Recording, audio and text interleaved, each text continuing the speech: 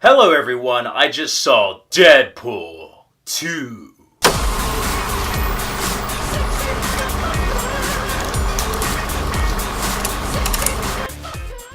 Deadpool 2 is the sequel to the 2016 hit Deadpool. Ryan Reynolds reprises his role as Wade Wilson slash Deadpool. Marina Baccarin is Vanessa. Zazie Beetz is Domino. And we have Josh Brolin as Cable. This time with the director David Leitch at the helm.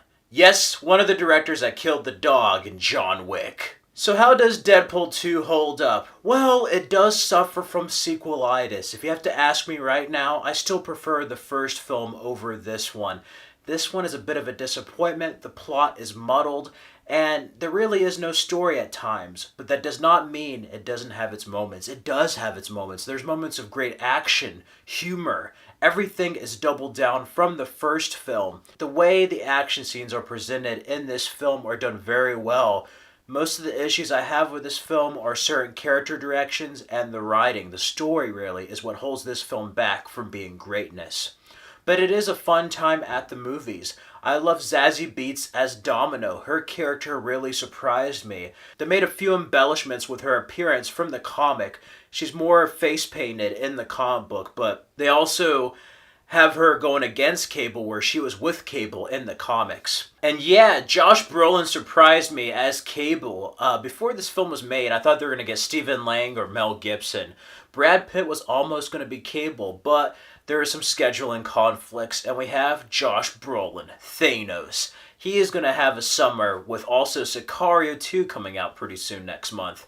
Yeah, Deadpool 2 delivers on everything as promised. There's a lot more to the universe. There's some really great cameos that I cannot go into, and I will go into a spoiler review in the last couple of minutes of this. But yeah, if you're a fan of the first film, you may like this, but I must say, if you're a fan of the comic books, you're definitely going to like the more extreme humor and action and gore and language. Just everything is more extreme here. You're going to definitely like the extremism of this film if you're a fan of the comics. He's definitely more like the Deadpool from the comic books. We also get to see a more humanized Wade Wilson. Maybe there's a little bit too much Ryan Reynolds and his ego in this film. I kind of miss director Tim Miller. They kind of are a little bit too ambitious for their own good with a budget, but it goes in unexpected directions, and it does have a few surprises, both bad and good surprises, especially if you're an X-Men fan. Uncanny X-Men. You know what I mean. But, yeah, it's an enjoyable film for what it is. It doesn't live up quite to the first film, but I still enjoy it.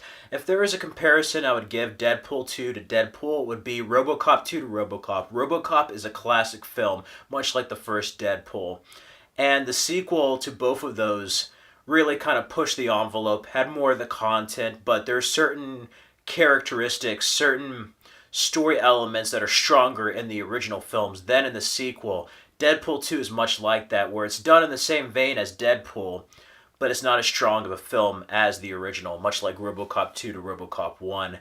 And for that, it's lower on my list. I was almost going to give it a 2.5 out of 5, but it does come home around the end of the film, and I give it a 3 out of 5. It definitely goes in directions I wasn't expecting. It has some hilarious moments. Some moments that remind you of a film called Looper in many ways, but yeah, it's pretty much like Looper and Terminator had a baby with the meta character of Deadpool. That's pretty much what it is. Him protecting this kid. This kid grows up to be a criminal that kills Cable's family. Cable goes back in time to kill this person as a child, and Deadpool must protect him. That's pretty much the gist of Deadpool 2, without giving too many spoilers away. And yeah, it's enjoyable for what it is.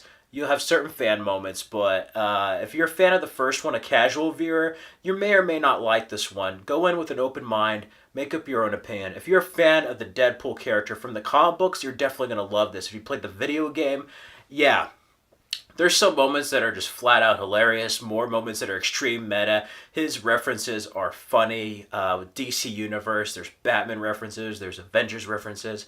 There's references upon references. It is amazing in that regard. So yeah, a 3 out of 5. Before I move on to my spoiler section, yeah, it does suffer from sequelitis. It does have some dated references, even by today's standards. it kind of comes across as lazy writing, but it has its moments and it's a fun summer film.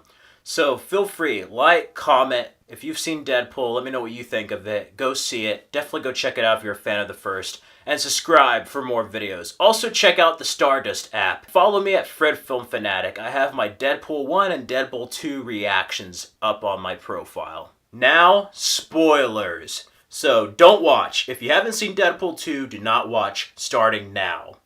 I'm just going to give some time, so hopefully you've seen the movie. I was not expecting Vanessa to die at the beginning. That was unexpected and something I didn't quite like, because I like their relationship, everything he fought for in the first one, and he loses that at the beginning. Also, the back and forth between time and narration is a bit muddled. In a way, he's trying to recreate the first film, but it's not the first film. However, a really, really great twist I loved was the Juggernaut.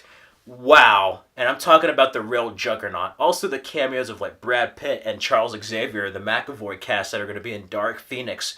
That was really cool. I also like the "Who are you?" and it's just like, "I'm Batman" moment, and all the other references. Some of the references, though, do feel a bit dated, even by today's standards, and because of that, it just comes across as lazy writing. But, yeah, those are the moments that surprised me. The X-Force was really hyped to be a big deal, and they all died right away. That was crazy. But I like the lesson. I like the morality, him being selfless, and again, it's kind of like Looper. But overall, it had its moments. I just think it suffered from sequel-itis. So if you've seen it, haven't seen it, feel free to let me know what you thought of it in the comments below.